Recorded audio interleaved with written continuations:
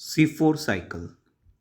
C4 cycle जो होता है इसको हम एक नाम और देते हैं hatch and slack cycle. Hatch and slack cycle क्यों कह रहे हैं? क्योंकि C4 साइकिल को डिस्कवर्ड करने वाले जो साइंटिस्ट थे उनका नाम क्या था? Hatch and slack. इसलिए हम इसको बोलते हैं hatch and slack cycle.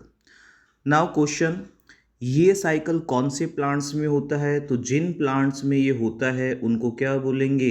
C4 plant. C4 plant के अंदर आपको देखने को मिलेगा कौन सा साइकिल? C4 साइकिल या फिर hatch and slack cycle. Now question, C4 plant क्या होते हैं? वो प्लांट जो हॉट क्लाइमेट में ग्रो करते हैं। कौन से क्लाइमेट में? हॉट क्लाइमेट में। जैसे मेज हो गया, मेज मीन्स मक्का, शुगर केन हो गया, गन्ना, ये सारे प्लांट कौन सी कैटेगरी में आते हैं? C4 प्लांट की कैटेगरी में आते हैं। नाउ C4 साइकिल जो होता है उसको अगर हम समझें तो इसके अंदर C4 क्यों बोल रहे हैं? जैसे हमने C3 में कहा था, C3 क्यों बोल रहे हैं? क्योंकि C3 वाले जो प्लांट होते हैं उनके अंदर जो फर्स्ट प्रोडक्ट बनता है वो मैंने बताया था PGA बनता है। और PGA में कितने कार्बन होते हैं? 3 कार्बन।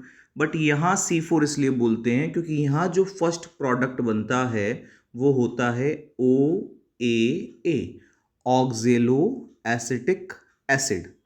ऑक्जेलो एसिटिक एसिड, और ऑक्जेलो एसिटिक एसिड जो होता है इसके अंदर प्रेजेंट होते हैं हाउ मेनी कार्बन? 4 कार्बन। इसलिए इसको हम यहाँ बोल सकते हैं, देखो यहाँ लिखा हुआ है C4 एसिड। क्या बोल सकते हैं इसको? C4 एसिड भी बोल सकते हो, या फिर आप बोल सकते हो OAA, ऑक्जेलो एसिटिक एसिड। और oxaloacetic acid have 4 carbons.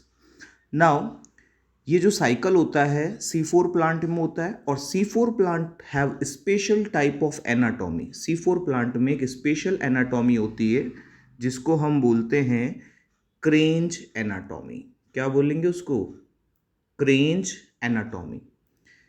हमेशा ध्यान रखना, बहुत सी बार क्वेश्चन आता है क्रेंज एनाटॉमी का मीनिंग क्या होता है, क्रेंज एनाटॉमी कौन से प्लांट्स में होती है? तो क्रेंज एनाटॉमी देखने को मिलती है C4 प्लांट में, और इसको एक नाम और हम देते हैं ring anatomy. Kranz anatomy also known as ring anatomy. अब रिंग एनाटॉमी क्या होती है? जो C4 प्लांट होते हैं उनमें 2 तरह की सेल्स होती है, एक तो होती है मीजोफिल सेल और एक होती है bundle sheath cell.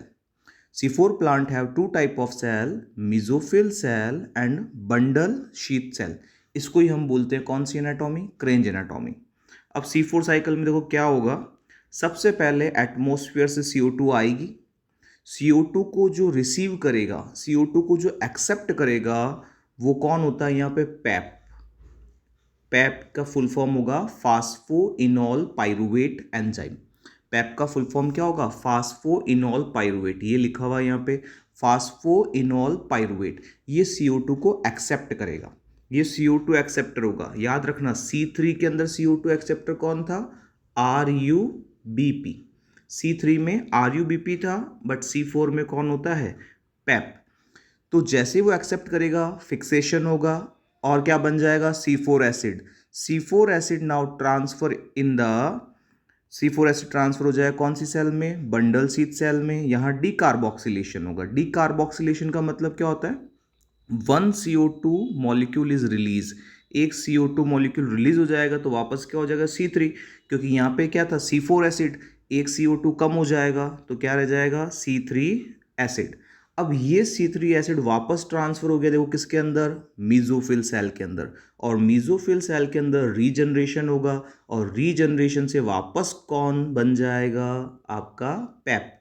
Pipe enzyme बन जाएगा फास्फोइनोल पाइरुवेट। तो ये हमने कंप्लीट किया कौन सा साइकिल? C4 cycle. ध्यान रखना कौन से प्लांट में होता है? C4 प्लांट्स में होता है। इसको और क्या कहते हैं? Hatch and slack cycle. और C4 क्यों कहते हैं? क्योंकि इसमें फर्स्ट प्रोडक्ट क्या बनता है? OAA, ऑक्जेलो एसिटिक एसिड, जिसको हम शॉर्टली बोलते हैं C4 एसिड, जिसके अंदर कितने कार्बन होते हैं? 4 कार्बन होते हैं। यहाँ जो CO2 को एक्सेप्ट करता है वो कौन होता है? PEP, phosphoenolpyruvate enzyme. Plus यहाँ पे जो स्टेप्स होते हैं, एक हो गया फिक्सेशन, एक डीकार्बोक्सिलेशन, और एक क्या हो गया? रीजनरेशन।